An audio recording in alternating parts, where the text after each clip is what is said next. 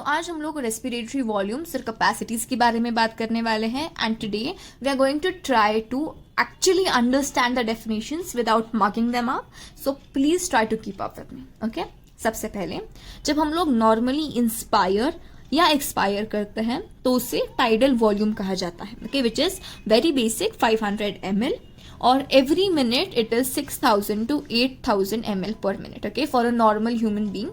Athletes के लिए ज्यादा होता है, एस्थमेटिक पेशेंट्स के लिए कम होता है, okay, it depends, but normally on an average it is 6000 to 8000 ml per minute, okay.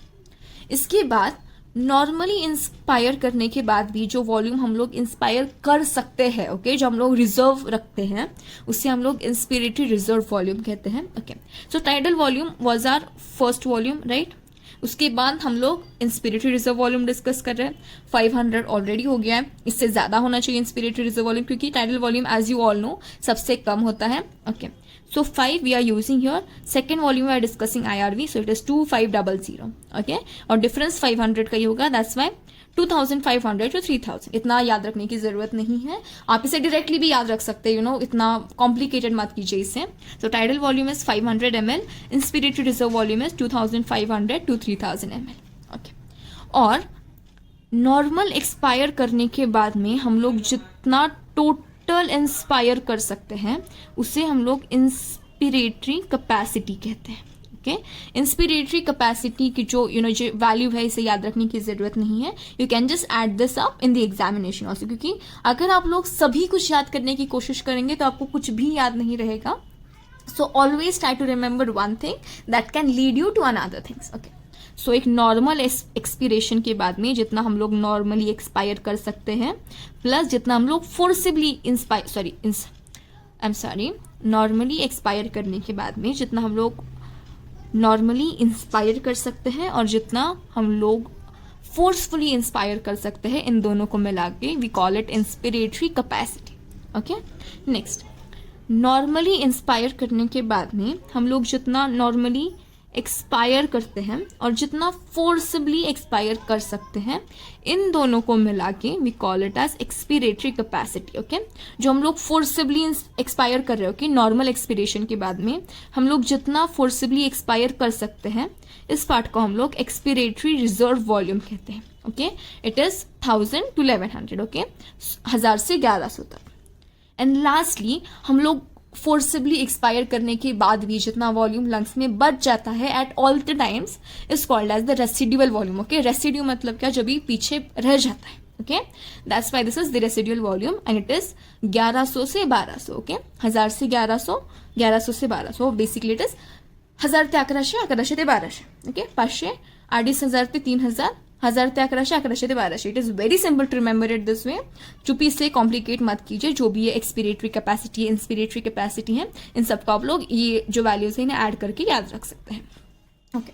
So let's revise these definitions once again, okay. The amount of air you can inspire after a normal inspiration is inspiratory reserve volume. The extra amount of air that you can expire after a normal expiration is expiratory reserve volume, okay.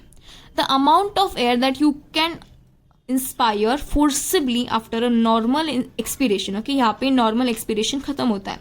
Normal expiration के बाद में the amount of air that you can inspire forcibly is called the inspiratory capacity, and normal inspiration के बाद में the amount of air that you can expire forcibly is called the expiratory capacity, okay. इसके बाद there are two big terms. सबसे पहले it is the vital capacity, okay. vital capacity is forcibly expire करने के बाद आप totally कितना accumulate कर सकते हैं, okay. so it is basically यहाँ से अगर आप लोग नीचे जाते हो यहाँ से, okay, this is the point where we have used our ERV, expiratory reserve volume. so forcibly expire करने के बाद आप कितना फोर्सिबली इंस्पायर कर सकते हो, okay. This is forcibly expire, normal inspire, forcibly inspire, okay. ये सब मिला के we get is vital capacity, okay, VC, alright. So forcible expiration के बाद में आप फोर्सिबली जितना इंस्पायर कर सकते हो उसे वाइटल कैपेसिटी कहा जाता है. And the one containing all of this is total lung capacity, okay. So forcibly inspire करने के बाद में आप जितना एक्सपायर कर सकते हो plus the residual volume is the total lung capacity, the total amount of air that you can hold after a forcible inspiration. मतलब सी अगर आप फोर्सिबली यहाँ से इंस्पायर करते हो तो इतना एयर तो ऑलरेडी है, और ये जो एयर है ये तो लंग्स के बाहर वैसे भी नहीं जाने वाला है। So after a forcible inspiration जितना भी एयर लंग में बचता है we call it as a total lung capacity. Okay, next there is like one more small term over here. See हम लोग तो नॉर्मली नॉर्मल इंस्पायर करते हैं और नॉर्मल एक्सपायर करते हैं। Okay, so expiratory reserve volume और रेसिडुअल वॉल्यूम हम लोग कभी कभी यूज करते हैं। That's why these two are together called as functional residual volume. Okay, functional residual volume. So this is the volume of air left in the lungs after a normal expiration. इसके बाद में जो भी amount of air बचता है lungs में उसे हम लोग functional residual volume कहते हैं। And I really hope all of you have understood this well. You can draw this diagram in your notebook or wherever because NCERT में सिर्फ text और theory दी है और उस definition से बहुत ज़्यादा confusion बढ़ जाता है। But if you have this diagram, if you have this small labelings and if you practice this diagram over and over, तो आपकी ये सारे concepts बहुत ही ज़्यादा ईजी हो जाएंगे। और लाइक आई सेड आपको vital capacity, total lung capacity, functional residual volume, inspiratory capacity, expiratory capacity, इन सब के वैल्यूज याद नहीं करने हैं, सिर्फ ये 4 वैल्यूज याद करने हैं और इन्हीं चारों को ऐड, सब्सट्रैक्ट, माइनस करके आपको ये बाकी सारे वैल्यूज फिगर आउट करने हैं। Okay, thank you.